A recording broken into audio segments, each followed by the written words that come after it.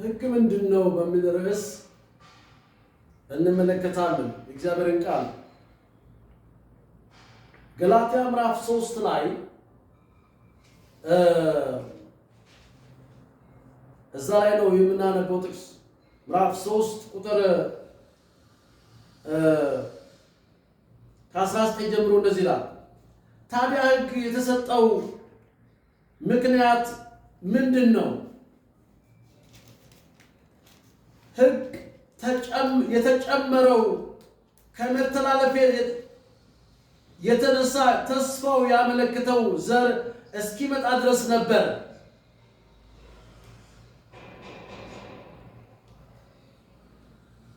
ሕግ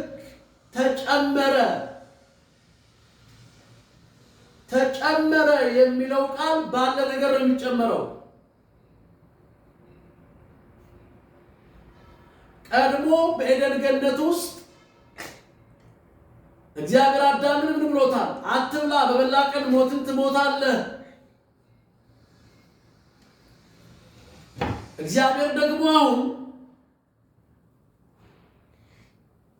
ከኤደን ገነት ጀምሮ እስከ ሙሴ ድረስ ኃጢአት ነገሰ ይለናል። እዚህ ቦታ ላይ የምናየው እግዚአብሔር በሙሴ አማካኝነት በሲና ተራራ ላይ ሕዝቡ እንዲተዳደርበት፣ ሕዝቡ እንዲመራበት፣ ሕዝቡ እንዲዳኝበት እዚህ በገላትያ ላይ የምንመለከተው ታዲያ ሕግ የተሰጠው ምክንያቱ ምንድን ነው ይላል። ሕግ የተጨመረው ከመተላለፍ የተነሳ ነው። የተስፋውን ያመለክታል። የተስፋው ዘር እስኪመጣ ድረስ ነበር። ሕግ የተሰጠበት ትልቁ ዓላማ ሰዎች በሕግ መጽደቅ እንደማይችሉ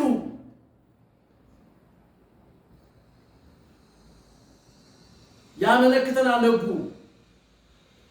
የተስፋው ዘር እስኪመጣ ድረስ ተመልከቱ። ሕግ ምንድን ነው? በዚህ የመጽሐፍ ቅዱስ ክፍል በግልጽ ተቀምጧል። ዋነኛ ዓላማው ይህ ነበረ።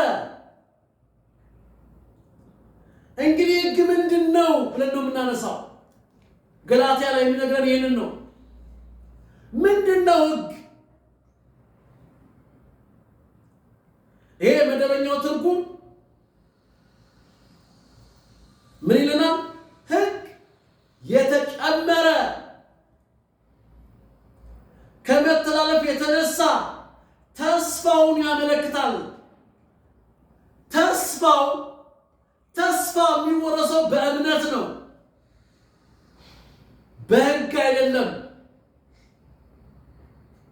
ስለዚህ እግዚአብሔር ለሰው ልጆች ሕግን ምን አድርጓል? ሰጥቷል። በመጀመሪያ ግን በኤደን ገነት አዳምን ምን ብሎታል? አትብላ፣ በበላ ቀን ሞትን ትሞታለህ ብሎታል። አዳም ባለመብላት ምክንያት ምን ሆነ? መተላለፍ ሆነበት። አዳም በመብላቱ መተላለፍ ሆነበት። ስለዚህ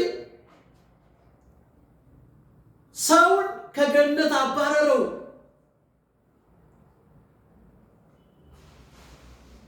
ዋነኛ ዓላማዊ ነበር። እንግዲህ ሕግ ምንድን ነው? ተስፋ የተሰጠው ዘር እስኪመጣ ድረስ በመካከለኛ እጅ በመላእክት በኩል ማለት ምን ማለት ነው? በሙሴ በኩል። መላእክት ማለት መልእክተኛ ማለት ነው። ሙሴ ወደ ተራራ 40 ቀን 40 ሌሊት ሊጸልይ ወጥቶ እግዚአብሔር መልእክት ላከ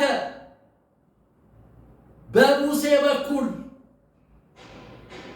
ምን ይዞ መጣ? 10ቱን ትእዛዛቶች። ምንድነው የሚለው? 10ቱ ትእዛዛት አትግደል፣ አታመንዝር፣ አትስረቅ፣ የባልንጀራን ምን አትበል፣ አትመኝ። 10ቱ ትእዛዛት ሲተነተን ስንት ሆነ? 630 ሕግ ሆነ። ወደ ስራ ሲተረጎም ስለዚህ እስራኤላውያን እግዚአብሔርን ደስ ማሰኘት አልቻሉም። ተስፋ የተሰጠው ዘር እስኪመጣ ድረስ በመካከለኛ እጅ በመላእክት በኩል ስለ ሕግ መተላለፍ ተጨመረ። አያችሁ፣ ሕግ የተጨመረው በመጀመሪያ ኤደን ገነት አዳም አትብላ በበላ ቀን ሞትን ትሞታለህ፣ ትእዛዝ አለ፣ ሕግ አለ፣ ሰው ተላልፏል። አሁን ደግሞ በሲና ተራራ ላይ በሙሴ አማካኝነት ምን ሆነ? ተጨመረ። ኃጢአት ነበረ። ከዛስ ኃጢአተኛ ሆነ። ሰው ኃጢአተኛ ሆነ። ኃጢአተኛ ሆነ። ሕግ ሁሉ መነሻ አለው። ሕግ ምን አለው? መነሻ አለው። ሕጉ በአንዱ በእርሱ ሆነ፣ በአንዱ በእርሱ ሆኗል። አንዱ ማን ነው? ራሱ እግዚአብሔር። ዮሐንስ ወንጌል ምዕራፍ 1 ቁጥር 3 እናነባለን። ዮሐንስ ወንጌል ምዕራፍ ብዙ ሰዎች የእግዚአብሔር ቃል እናውቀዋለን ይላሉ። እኔ አታውቁትም ነው የምለው። እኔ አንብቤ ደግሜ ነው የማነበው። ሄጄ ሳየው ደስ ይለኛል። ቦታው ላይ አልተለወጠም፣ እንደዛው ነው የማገኘው። ተመልከቱ፣ ዮሐንስ ወንጌል ምዕራፍ 1 ቁጥር 3 እንደዚህ ይላል፣ ሁሉ ነገር በእሱ ተፈጥሯል፣ ከተፈጠረው ሁሉ ያለ እርሱ የተፈጠረ ምንም የለም። ስለዚህ ሁሉ በእርሱ ተፈጥሯል፣ ሁሉ በእሱ ምን ሆኗል? ተገኝቷል። ሕግም የወጣው ከእግዚአብሔር ነው። ሕግም የተገኘው ከእግዚአብሔር ነው። ለሙሴ አትብላ ያለው እግዚአብሔር ነው። በሲና ተራራም ለሙሴ የሰጠው እግዚአብሔር ነው። ስለዚህ ሰው በሕግ ምን አይልም። እሺ ተመልከቱ እንግዲህ ሕግ ተጨመረ ስንል ባለ ነገር ነው የሚጨመረው። ብርጭቆ አምጥቼ እዚህ ጋር ውሃ ግማሽ ላይ አድርጌ ምን አደርጋለሁ? ሌላ ውሃ ይመጣና ይጨመርበታል። ተጨመረ ማለት ባለ ነገር ነው የሚጨመረው። ኢየሱስ ያድናል። ስለዚህ ሕግ መሆኑና መገኘቱ ብቻ ሳይሆን ዓላማና ተልእኮ አለው። ተመልከቱ፣ እግዚአብሔር ሰውን በመልኩ ነው የፈጠረው። ሰውን በመልካችን እንደ ምሳሌያችን እንፍጠራለና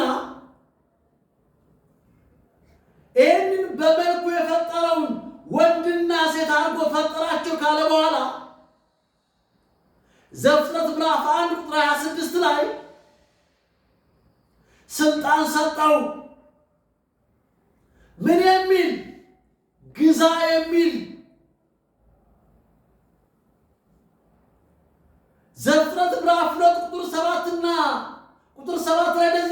ሰውን ከምድር አፈር አበጀው ይላል። በአፍንጫው የሕይወት እስትንፋስ እፍ አለበት፣ ሰው ያው ነፍስ ያለው ሆነ ይላል። ኢየሱስ ያድናል። ስለዚህ ሕግ መሆኑና መገኘቱ ብቻ ሳይሆን ዓላማና ምን አለው? ተልእኮ አለው። የተላከበት ተልእኮ ምን እንደሆነ በግልጽ ተቀምጧል። የመጀመሪያው ሰው አሮጌው አዳም ሕያው ነፍስ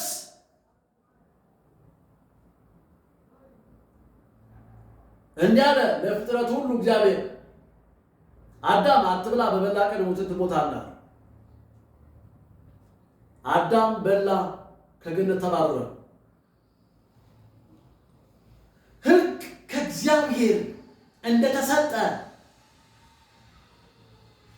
እንደተሰጠ ስናውቅ መሰጠቱ ብቻ ሳይሆን ባህሪው እስቲ እንትን ላይ እናወጣለን።